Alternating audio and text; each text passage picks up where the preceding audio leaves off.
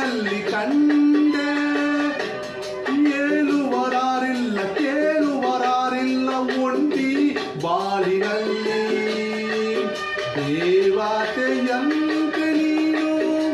ನನ್ನಲ್ಲಿ ಬಂದೆ ಹೃದಯ ಹರಳಿತು ಮನಸ್ಸು ಕುಣಿಯ